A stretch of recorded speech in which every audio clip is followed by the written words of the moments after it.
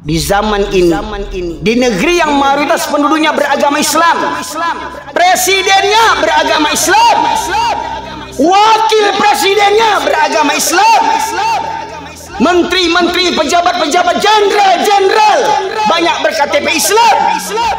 Tetapi ketika pelantikan pengukuhan pasukan paskibraka, para wanita dipaksa melepaskan jilbabnya. Ia membisu para pejabat terlaknat demi hanya untuk upacara bendera. Lebih mulia bendera dibandingkan kerudungnya umat Islam di negeri yang mayoritas Islam terbesar di dunia. Dan mirisnya, yang merusak Islam itu orang Islam sendiri.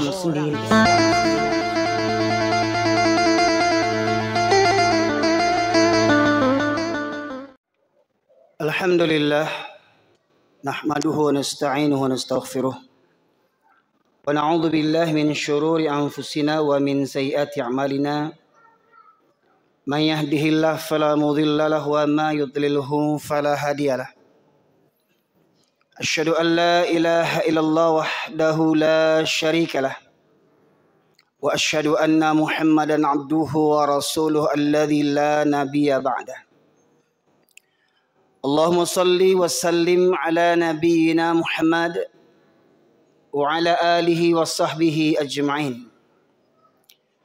Qala Allah Ta'ala fil Qur'anil Karim, a'udzu billahi minasyaitonir rajim. Ya ayyuhalladzina amanu taqullaha haqqa tuqatih wa la tamutunna illa wa antum muslimun. Amma ba'du, ma'asyiral muslimin, usikum wa iyaya bitaqwallahi faqad fazal muttaqun. Kama qala Allah Ta'ala, inna akramakum indallahi atqakum.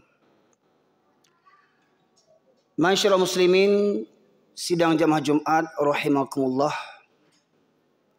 Bersyukur senantiasa kita kehadirat Allah Subhanahu wa Ta'ala di atas kelimpahan rahmat dan karunia yang masih Allah anugerahkan kepada kita, serta salawat dan salam kita haturkan kepada junjungan kita Nabi besar Muhammad sallallahu alaihi wasallam, yang dengan diutusnya beliau menjadi rahmat bagi seluruh sekalian alam.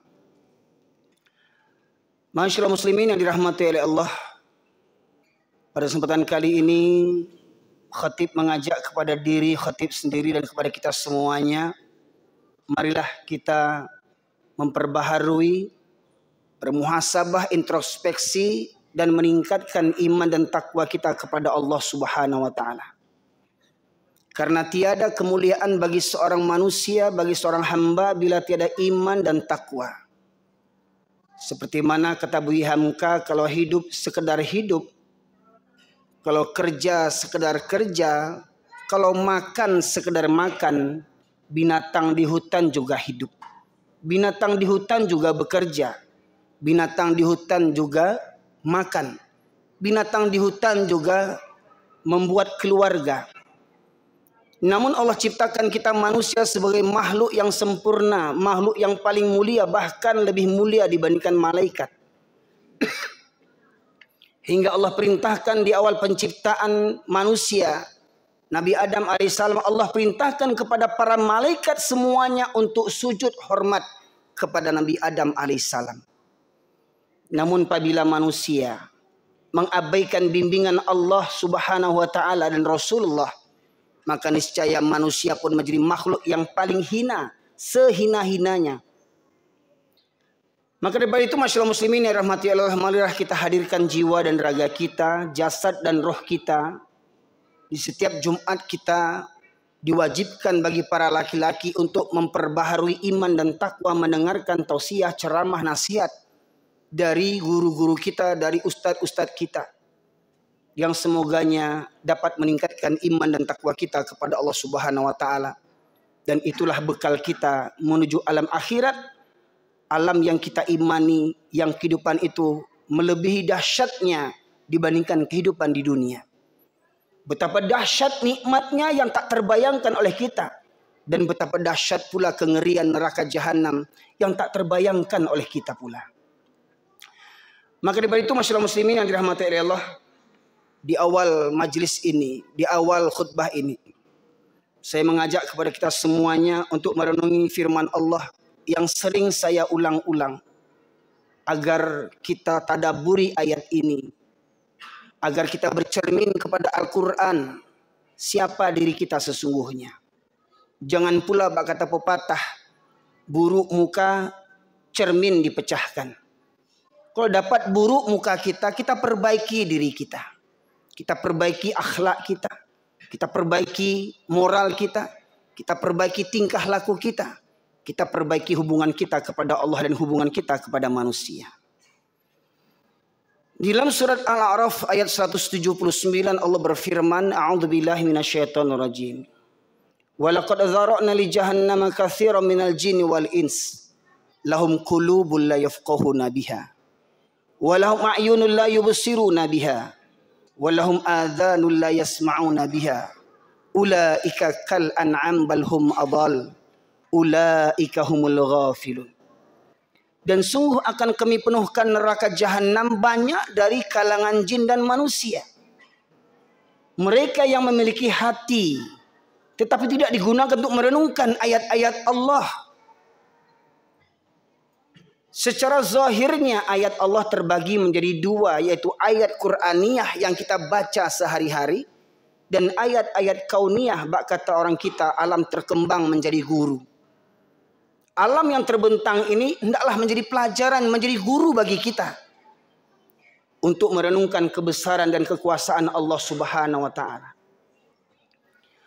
Tadi Allah sebutkan dalam surat Al-A'raf 179, orang yang memenuhi neraka jahanam diantaranya yang pertama orang yang memiliki hati tetapi tidak digunakan untuk merenungkan ayat-ayat Allah. Orang yang punya hati tidak punya rasa takut kepada Allah. Orang yang punya hati tidak ada rasa cinta kepada Allah.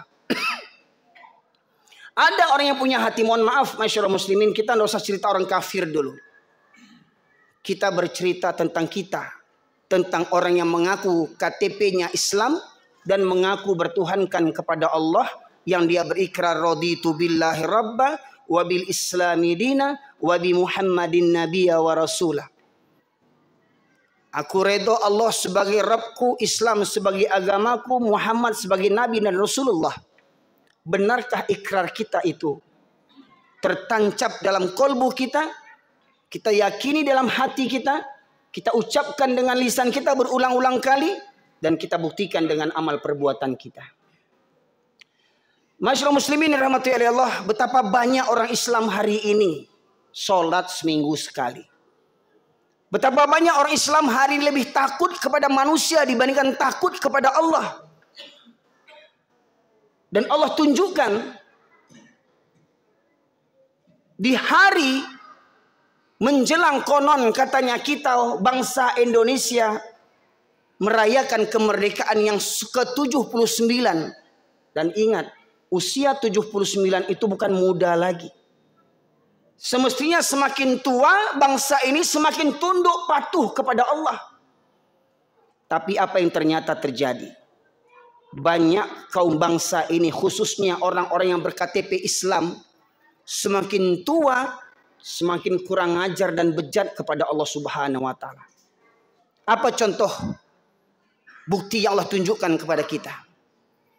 Menjelang pelaksanaan pengibaran bendera di IKN, peserta paskibraka yang awalnya para wanita menutup aurat dari 18 provinsi utusan provinsi terbaik, utusan dari provinsi terbaik diutus ke IKN demi untuk mengibarkan sangsaka merah putih. Namun oleh penguasa, oleh pejabat, oleh penasehat kepresidenan, BPIP, Badan Pembina Ideologi Pancasila, yang ketuanya bergelarkan doktor, profesor, yang mantan rektor UIN, Universitas Islam Negeri, membuat keputusan, membuat ketetapan, membuat peraturan bahwasanya pengibar bendera wanita dilarang mengenakan jilbabnya, mengenakan kerudungnya dilarang, waktu pengukuhan hingga tersingkaplah aurat para pengibar bendera wanita yang mewakili 18 provinsi yang KTP-nya beragama Islam. Mari kita lihat sejarah di masa Rasulullah. Seorang wanita muslimah yang sedang berbelanja di kaum Bani Quraisy, Bani Yahudi di Madinah. Namun wanita ini dilecehkan oleh seorang Yahudi. Diikat ujung kerudungnya ketika dia duduk. Kemudian ketika dia berjalan, terlepas kerudungnya, tersingkap auratnya. Hanya sebatas nampak rambutnya. Maka berita itu sampai kepada Rasulullah. Lantas Rasulullah mempersiapkan tentaranya untuk menyerang kaum Bani Qainuqa.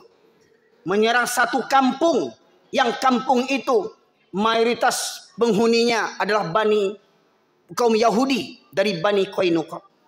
Rasulullah kirimkan tentara yang dipimpin Rasulullah langsung mengepung negeri itu. Untuk apa? Untuk menyerahkan siapa yang berani melecehkan kerudung wanita muslimah. Ternyata Bani Qainuqa, satu kampung itu, membela kaumnya yang menghinakan Islam. Hingga akhirnya kampung itu dikepung beberapa hari. Hingga akhirnya warga Bani Qainuqa itu menyerah dan meminta maaf. Lantas apa kata Rasulullah? Allah bukan karena dianggap Rasulullah manusia yang kejam, niscaya Rasulullah bantai semua penghuni Bani Qainuqa itu. Namun akhirnya Rasulullah membuat peraturan, membuat keputusan, Bani Qainuqa silahkan angkat kaki dari Madinah. Angkat kaki dari negeri Madinah. Diusir. Hanya karena melecehkan seorang wanita yang tersingkap jilbab kerudungnya. Itu di masa Rasulullah. Betapa mulianya, betapa agungnya Islam di awal kepemimpinan Rasulullah. Dan kemudian terdengar berita lagi di masa Khalifah Mu'tasim Billah. Seorang wanita pula dilecehkan kerudungnya oleh orang-orang Nasrani. Hingga akhirnya sampailah berita itu kepada Khalifah Mu'tasim Billah yang berlainan negara. Lantas Khalifah Mu'tasim Billah mengirimkan tentaranya.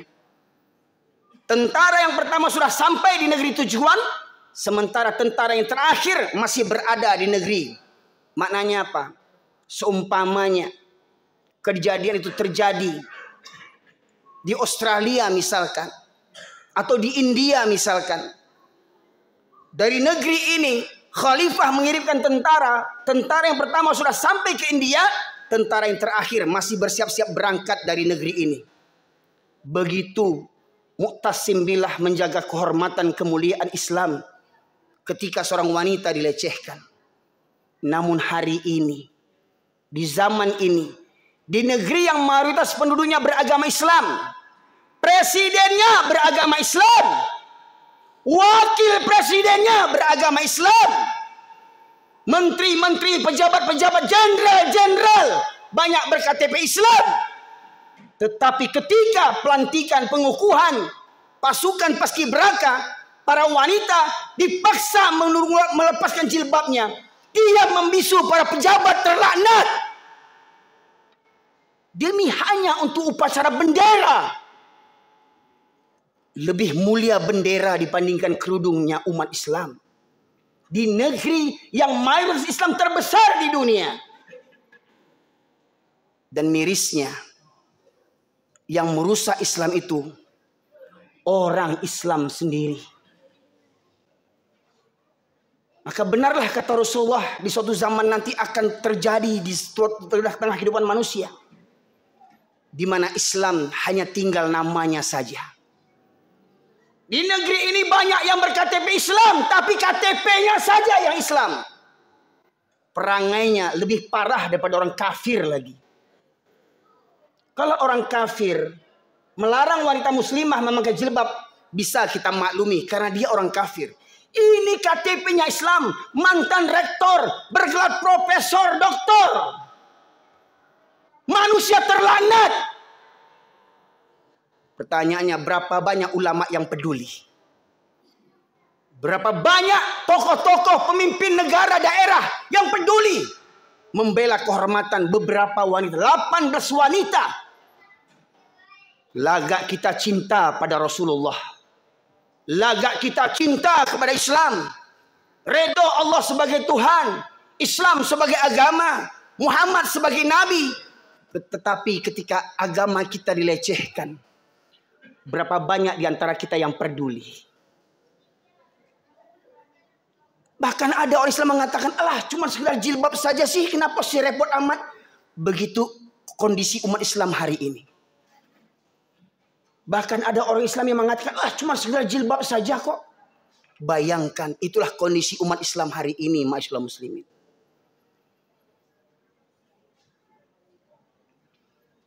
Kemudian dalam ayat berikutnya tadi, Al-A'raf 179 Allah menegaskan, orang yang memenuhi neraka jahanam, yang pertama tadi punya hati tetapi tidak ada takut kepada Allah.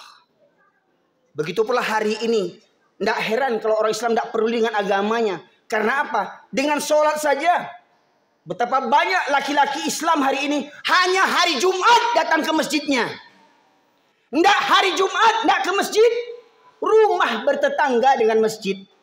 Rumah bertetangga dengan masjid. Berkumandang bersautan azan di mana-mana, silahkan pilih mau sholat di mana. Pun tak berangkat gerak hatinya untuk melangkahkan ke masjid. Tapi kalau untuk cari pitih, untuk cari makan, gunungkan kudaki, lautan kuseberangi, surau terlewati, mental binatang.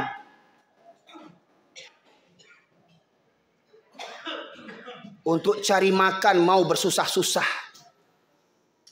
Untuk mempersiapkan hari akhirat, berimankah kita bahwasanya nanti ada hari akhirat, ada hari pertanggungjawaban? Mereka yang punya mata tidak digunakan untuk melihat tanda-tanda kebesaran Allah. Bencana silih berganti di negeri kita ini. Dari gunung Merapi, banjir, longsor, pembunuhan di mana-mana, perampokan di mana-mana, koruptor di mana-mana. Pejabat-pejabat terlaknat yang koruptor. Pezina jadi anggota dewan, penjudi jadi anggota dewan, pemabuk jadi anggota dewan, jadi pejabat negara. Mau kemana negeri mayoritas Islam terbesar di dunia ini, ma'asyiral muslimin? Ayat berikutnya Allah menegaskan, mereka yang memiliki telinga tetapi tidak digunakan untuk mendengarkan ayat-ayat Allah. Orang yang begini, Al-A'raf 179, punya hati, tidak ada takut kepada Allah. Punya mata, tidak ambil pelajaran. Punya telinga, tidak mau mendengar. Sudahlah datang seminggu sekali. Tidak pula konsentrasi. Masuk telinga kanan, keluar lagi dari kanan. Tidak ada yang masuk ke dalam hatinya. Orang seperti ini kata Allah, mereka seperti binatang ternak. Bahkan lebih sesat, lebih hina daripada binatang lagi. Jadi kalau ada orang Islam bertetangga dengan masjid, berat langkah kakinya ke masjid, ini kata Allah saya sebutkan, itu binatang, bahkan lebih hina daripada binatang lagi. Walau di mata dunia dia dipandang hebat, dipandang kaya, dipandang hebat, sukses, tinggi pangkatnya, tinggi jabatannya. Tetapi ketika Allah memanggilnya, Allahu Akbar, Allahu Akbar, as-salatu khairu minan naum. Mereka tidak datangi panggilan Allah ini dengan bermalas-malasan. Orang seperti begini kata Allah, mereka seperti binatang. Bahkan lebih sesat dan hina daripada binatang lagi. Maka daripada itu masyarakat muslimin, malam nanti kita akan mengadakan mabit, malam bina iman dan takwa untuk tingkat remaja dan umum. Silakan bapak-bapak juga ikut bergabung nantinya. Kita akan tadaburi ayat-ayat Al-Quran. Kemudian kita akan tidur di masjid, iktikaf di masjid. Dan jam 3 malam kita akan sholat tahajud berjamaah. Kemudian muhasabah. Kemudian kita mengajak remaja-remaja kita untuk sholat subuh berjamaah. Maka bagi para bapak sekalian yang mendengarkan ceramah ini, tolong hantarkan anak-anak kita. Hantarkan anak-anak kita dari usia sekolah, dari tingkat SD sampai remaja. untuk hati mereka tergantung dengan masjid. Karena Allah menegaskan dalam surat Maryam ayat yang 59, fa khalafa min ba'dihim khalfun adha'us shalah wattabu hawah fasawfa yalqauna ghayya. Maka akan datanglah generasi yang buruk, yaitu generasi yang menyia-nyiakan salat dan memperturutkan hawa nafsunya, maka niscaya generasi itu akan menjadi generasi yang tersesat. Masyaallah muslimin. Generasi ini jangan kita bayangkan yang muda saja. Jangan kita bayangkan yang muda saja. Yang muda saja malas ke masjid, apalagi yang tua. Yang tua semestinya semakin dekat kepada Allah. Hari ini masih banyak yang orang tua pun tak ke masjid. Kenapa anak-anak kita jam sekolah bisa bangun? Kenapa anak kita jam sekolah bisa berangkat ke sekolah dengan pakaian rapi, kita hantarkan dengan motor, dengan mobil kita. Kita berikan uang sakunya. Tetapi kenapa waktu subuh anak kita tidak bisa kita bangunkan? Kenapa waktu subuh anak kita tidak bisa kita bawa ke masjid? Kenapa? Karena orang tuanya, ayahnya, termasuk generasi orang tua yang sesat, yang tidak peduli dengan sholat. Kalaulah seorang muslim tak peduli dengan sholat, niscaya urusan yang lebih besar mereka tidak akan peduli lagi. Maka mari kita buktikan, kita selamatkan generasi muda kita dengan acara nanti malam, acara mabit. Silahkan hantarkan, sampaikan kepada anak-anak kita, pemuda-pemuda kita. Syukur alhamdulillah kalau orang tuanya, ayahnya ikut serta. Bak kata orang Minang, anak dipangku kemenakan dibimbing. Semoga kiranya khutbah Jumat yang tegas ini, saya katakan bukan keras khutbah Jumat ini, itu bersumber dari firman Allah. Allah sebutkan orang yang tidak memahami ayat-ayat Allah, yang keras hatinya, yang membuta matanya, yang tuli telinganya. Khatamallahu ala qulubihim wa ala sam'ihim wa ala absarihim ghisyawatun wa lahum adzabun azim. Kata Allah, mereka binatang yang paling buruk di muka bumi ini. Fa'tabiru ya ulil albab la'allakum turhamun.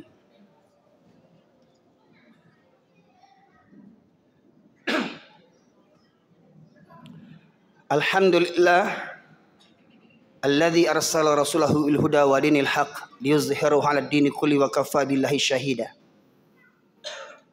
Asyhadu an la ilaha illallah wahdahu la syarika lah wa asyhadu anna Muhammadan abduhu wa rasuluhu alladzi la nabiyya ba'da.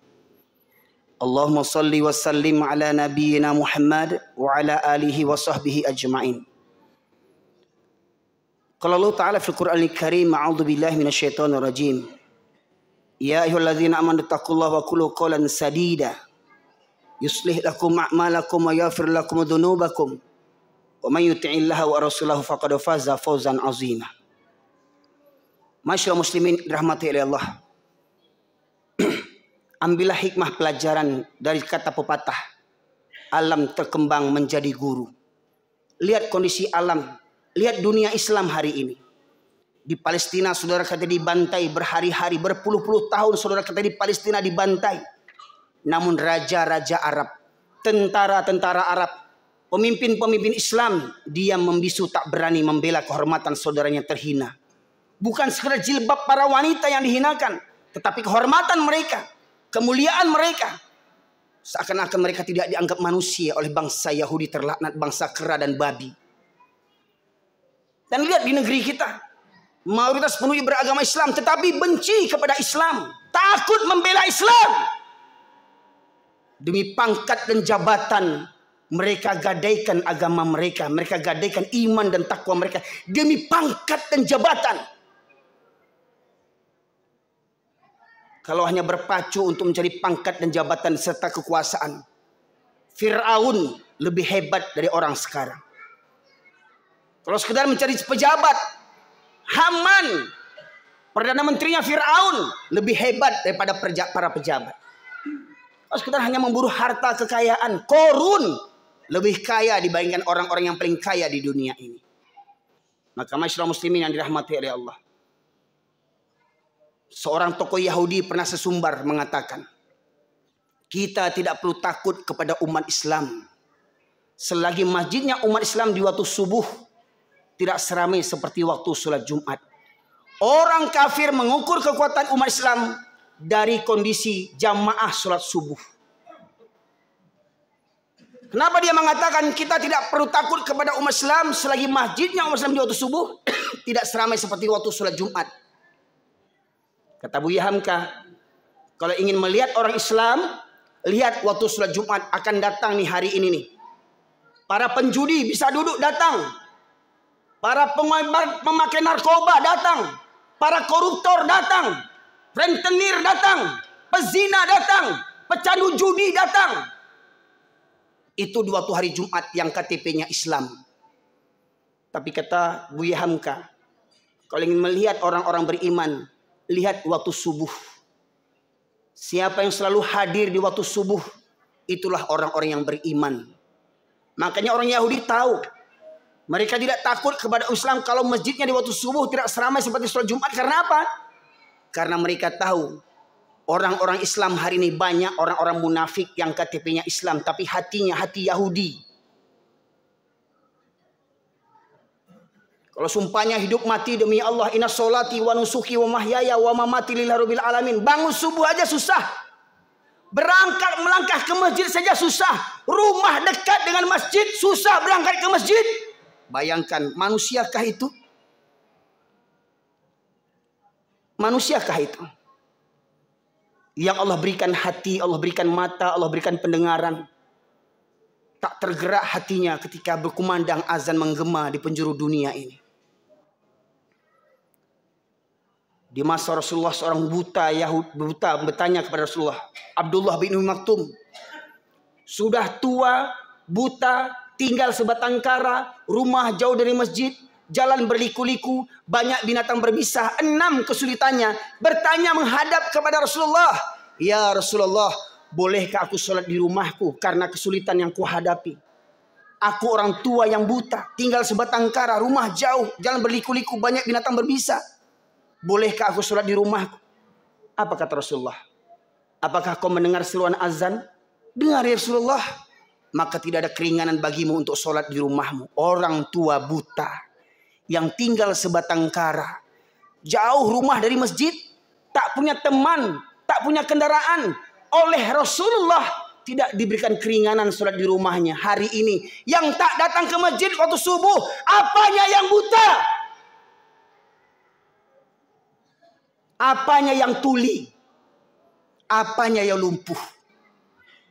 Kalau sudah hati yang buta, maka siapapun yang berceramah, siapapun yang berkhutbah, bukan semakin menambah imannya, tetapi semakin menambah kebenciannya. Itulah 2 karakter orang yang mendengarkan ceramah nasihat, kata Imam Syafi'i. Orang yang berilmu, orang yang berakal akan merenungkan kajian-kajian ceramah yang didengarnya.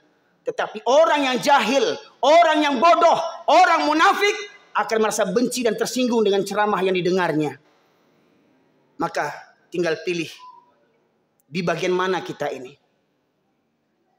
Orang yang terkunci mati hatinya, ataukah masih ada seberkas hidayah yang masuk dalam kalbu kita untuk mengadakan perubahan di hari ini dan masa yang akan datang sampai akhir menjemput kita. Semoga kiranya Allah senantiasa melimpahkan rahmat dan hidayah kepada kita sekalian. Semoga Allah mengampuni dosa-dosa kita semua. Semoga kiranya Allah mudahkan kita untuk tunduk patuh di masa yang akan datang sampai akhir hayat kita. Innallaha malaikatahu yusholluna 'alan nabi. Ya ayyuhalladzina amanu shallu wa sallimu taslima. Allahumma fil muslimin wal muslimat wal mu'minina wal mu'minat al ahya'i minhum wal amwat innaka qadiyal hajat. Rabbana zalamna anfusana wa illam taghfir lana wa tarhamna lanakunanna minal khasirin. Rabbana la tuzigh qulubana ba'da idh hadaytana wa hab lana min ladunka rahmah innaka antal wahhab. Allahumma arinal haqqo haqqo warzuqna ittiba'ah wa arinal batila batila warzuqna ijtinabah. Rabbana ighfir lana wa liwalidayna warhamhuma kama rabbayana shaghira. Rabbana hab lana min azwajina wa dhurriyyatina qurrata a'yun waj'alna lil muttaqina imama. Rabbana la tu'akhidhna in nasina aw akhtana. Rabbana wa la tahmil 'alaina isran kama hamaltahu 'alal ladzina min qablina. Rabbana wa la tuhammilna ma la taqata lana bih wa'fu 'anna waghfir lana warhamna anta maulana fansurna 'alal qaumil kafirin. اللهم انصر المسلمين والمجاهدين في فلسطين. اللهم انصر المسلمين والمجاهدين في فلسطين. اللهم انصر المسلمين والمجاهدين في فلسطين يا الله يا أرحم الراحمين. اللهم انصر المسلمين والمجاهدين في إندونيسيا يا مجيب السائلين. ربنا آتنا في الدنيا حسنة وفي الآخرة حسنة وقنا عذاب النار. سبحان ربك رب العزة عما يصفون والسلام على المرسلين والحمد لله رب العالمين. أقيموا الصلاة.